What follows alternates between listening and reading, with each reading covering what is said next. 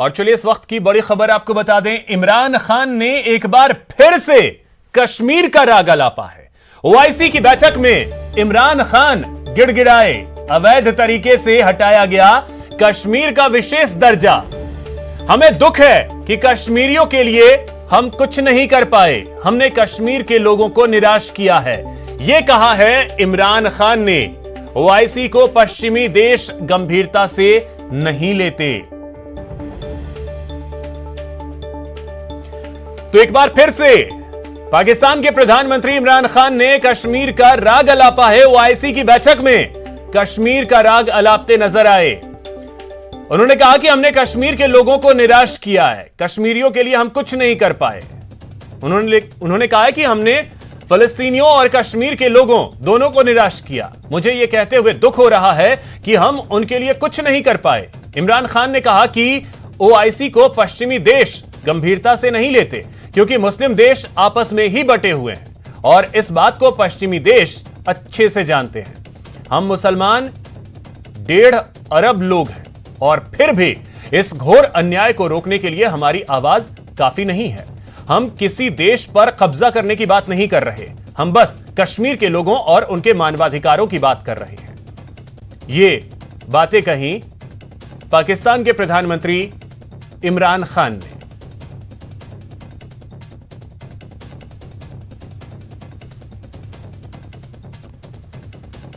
तो ओआईसी की बैठक चल रही थी और इस बैठक में वही राग एक बार फिर से जो अक्सर अलापते रहते हैं पाकिस्तान के प्रधानमंत्री, एक बार फिर से कश्मीर का राग अलापते नजर आए।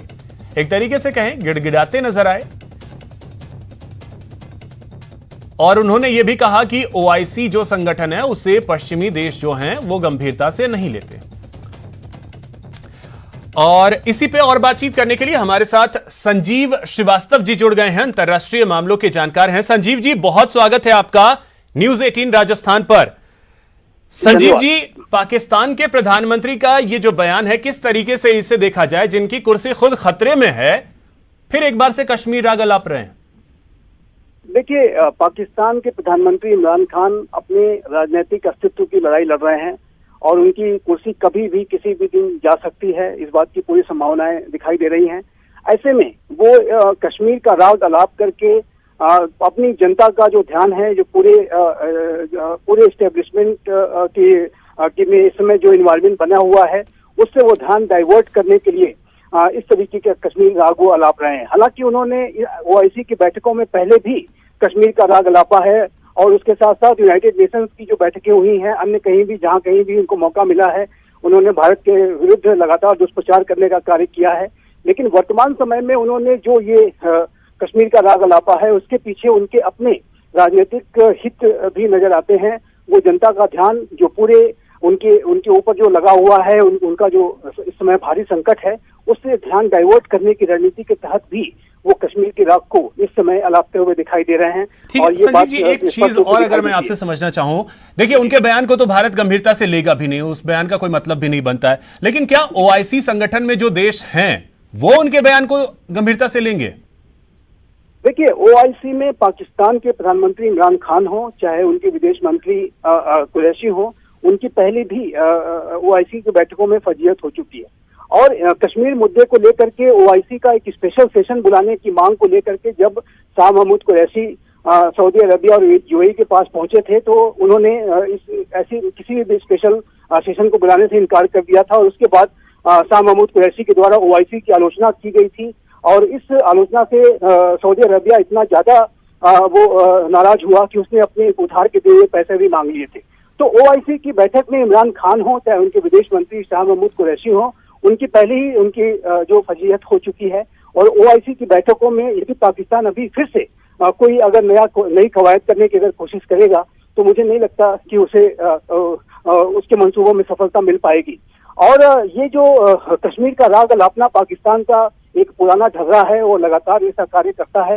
लेकिन आप जानते हैं कि कश्मीर के मुद्दे पर भारत का जो रुख है, भारत का जो स्टैंड है, और भारत ने जिस तरीके से अपने संसद के दोनों सदनों में प्रस्ताव पारित करके लोकतांत्रिक तरीके से भारत के आंतरिक मामले जो कि भारत का स्वयं का अपना मामला था 335A का, उसका एक वैधानिक तरीके से रिपेलमेंट किया था। और तो संजीव जी, अगर स्पष्ट तौर पे समझा जाए तो बात यही है कि भारत का जो रुख है कश्मीर के मामले पे कि कोई दखल इसमें नहीं दे सकता है, ये क्लियर सी बात है। 370 खत्म हो गया है, ये भारत का आंतरिक विषय है, इस पे किसी को देखने की कोई जरूरत ही नहीं है, ये बात स्पष्ट है। तो अब ऐसे में अगर इमरान खान ये बार बार राग अलाप रहे हैं तो अपनी जो उनकी राजनीतिक महत्वाकांक्षाएं हैं वो ऊपर हैं, और भारत के रुख को देखते हुए OIC भी शायद उन्हें बहुत हल्के में लेगा, इस बयान के बाद और शायद ज्यादा हल्के मिले जैसे पहले लेता रहा है।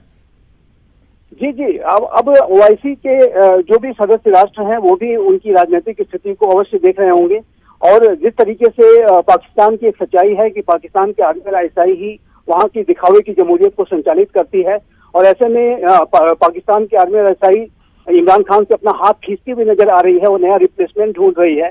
तो ऐसे में मुझे नहीं लगता कि OIC के जो राष्ट्र हैं वो उनके बयान को गंभीरता से लेंगे। और पाकिस्तान के प्रधानमंत्री इमरान खान हो, चाहे वो पाकिस्तान के अन्य जो पहले के जो लीडर्स रहे हों, वो जब कभी भी समस्याओं से घिरते हैं, जब पाकिस्तान के अंदर कोई बड़ा राजनीतिक संकट आया या अन्य किसी तरीके का संकट आया, तो उन्होंने भारत के इश्यूज को उठाने की कोशिश की, हमेशा से कश्मीर के राग को अलापने की कोशिश करके वो अपनी जनता का, अपनी इससे पहले 2 दिन पहले वो भारत की विदेश नीति की तारीफ भी कर चुके हैं, उसके बावजूद इस तरीके का बयान। लेकिन संजीव जी, एक चीज और मैं आपसे जरा सा समझना चाहूंगा।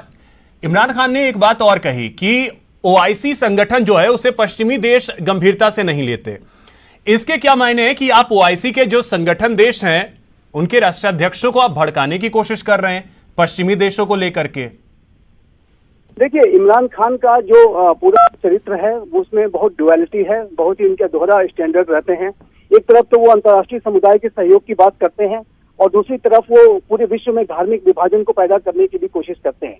OIC को जाहिर है कि जब वो ये कह रहे हैं कि OIC के राष्ट्रों को जो है विश्व के राष्ट्र, पश्चिमी राष्ट्र गंभीरता से नहीं लेते हैं, तो उसके पीछे उनकी जो एक मुस्लिम वर्ल्ड को, एक इस्लामिक वर्ल्ड को एक करने की, ऑर्गेनाइजेशन फॉर इस्लामिक कोऑपरेशन को और अधिक संगठित होने की तरफ वो इनकरेज करने की कोशिश कर रहे हैं। और जाहिर है कि ऐसे में वो एक रिलीजियस डिवाइड को एक तरीके से कहें तो एक ऐसी बिल्ली जो खिसियानी है और वो खंबा नोचने की कोशिश कर रही है, उससे ज्यादा कुछ नहीं है उनका बयान। फिलहाल बहुत शुक्रिया संजीव जी हमारे साथ जुड़ने के लिए और बातचीत करने के लिए।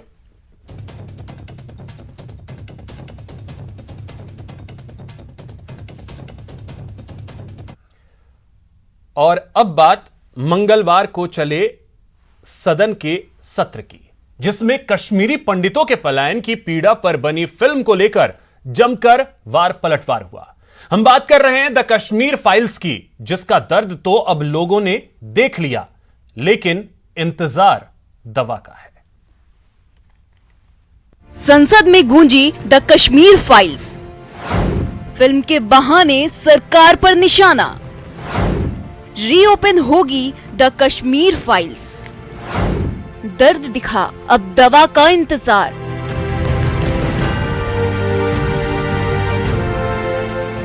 कश्मीरी पंडितों पर हुई ज्यादतियों को लेकर एक फिल्म बनी। फिल्म चली ही नहीं बल्कि दौड़ पड़ी, और इसके साथ ही तेज हो गया इस फिल्म पर होने वाले चर्चाओं का दौर। कोई इसके पक्ष में है तो कोई इसके विपक्ष में, और यही हाल संसद का भी है। मंगलवार को भी संसद में द कश्मीर फाइल्स को लेकर खूब वार पलटवार हुआ।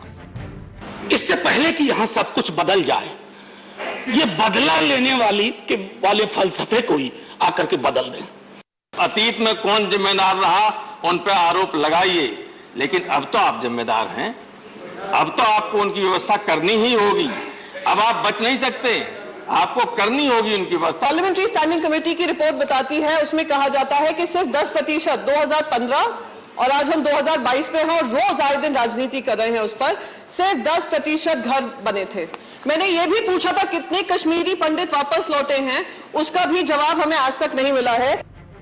दरअसल हुआ यूं कि संसद सत्र में जम्मू कश्मीर के पूर्व मुख्यमंत्री और नेशनल कॉन्फ्रेंस के अध्यक्ष फारूक अब्दुल्ला और बीजेपी आमने सामने आ गए। संसद के बाहर निकलते हुए जब फारूक अब्दुल्ला से सवाल किया गया तो उन्होंने कहा, बिल्कुल आएगी, क्यों नहीं आएगी? कमीशन। आप इसके लिए क्या सर कहेंगे?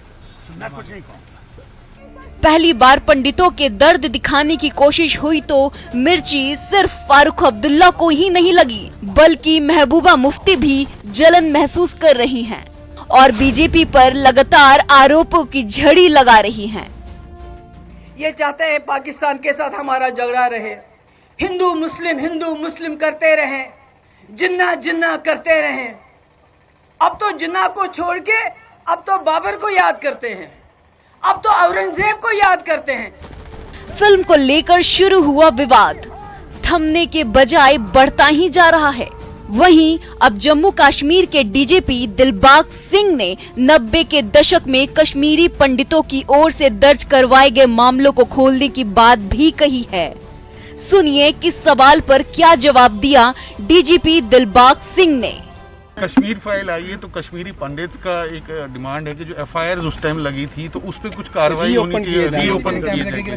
तो क्या ऐसा कोई सोच है पुलिस की तरफ से? देखिए, अगर कोई ऐसा स्पेसिफिक चीज आएगी तो उसके ऊपर जरूर गौर किया जाएगा।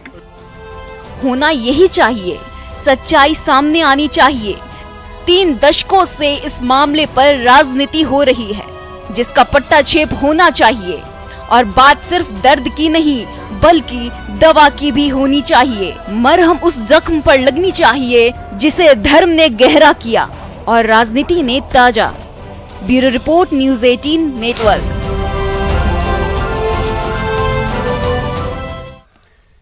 यहां रुकेंगे एक छोटे से ब्रेक के लिए।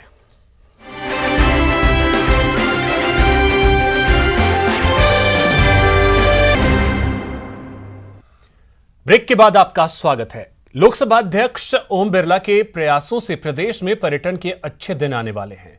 ओम बिरला की अध्यक्षता में केंद्र और राज्य सरकार के पर्यटन मंत्रालय की बैठक में कई अहम फैसले लिए गए।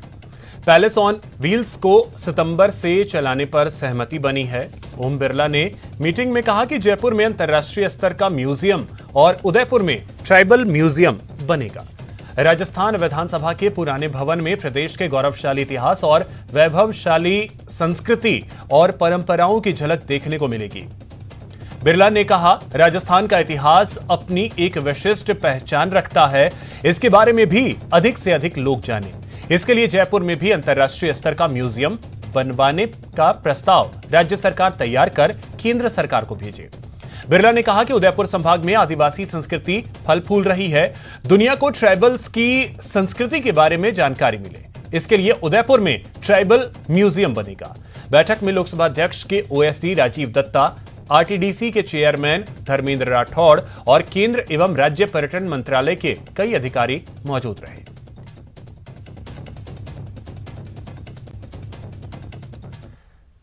आरटीडीसी चेयरमैन धर्मेंद्र राठौड़ ने लोकसभा अध्यक्ष ओम बिरला और रेल मंत्री से मुलाकात की। बैठक में पैलेस ऑन व्हील्स को जल्द शुरू करने और पर्यटन को बढ़ावा देने पर चर्चा हुई। बैठक के दौरान शाही सवारी पैलेस ऑन व्हील के एग्रीमेंट को रिन्यू कर सितंबर से शुरू करने पर बात हुई। धर्मेंद्र राठौड़ ने राजस्थान पर्यटन विकास निगम की ऐसी परिसंपत्तियों जो भारत सरकार के नाम दर्ज हैं, उन्हें राजस्थान पर्यटन विकास निगम के नाम दर्ज कराने पर भी बात की। धर्मेंद्र राठौड़ ने कहा कि मीटिंग सकारात्मक रही। स्पीकर ओम बिरला का सकारात्मक सहयोग मिला। ओम बिरला ने कहा कि प्रदेश में पर्यटन विकास को लेकर हमें दलगत राजनीति से ऊपर उठकर सोचना होगा और काम करना होगा। सबसे पहले हमारी मुलाकात दोपहर 1:15 पे हमारे जो रेलवे बोर्ड के जो इंडियन रेलवे अकाउंट सर्विस के जो सीनियर मेंबर हैं फाइनेंस श्री नरेश सालेसा जी से हुई। हमारे पैलेस ऑन व्हील का जो इश्यू है कि पैलेस ऑन व्हील जल्दी शुरू हम करना चाह रहे हैं, सितंबर में शुरू करना चाह रहे हैं। और चलिए अब देखते हैं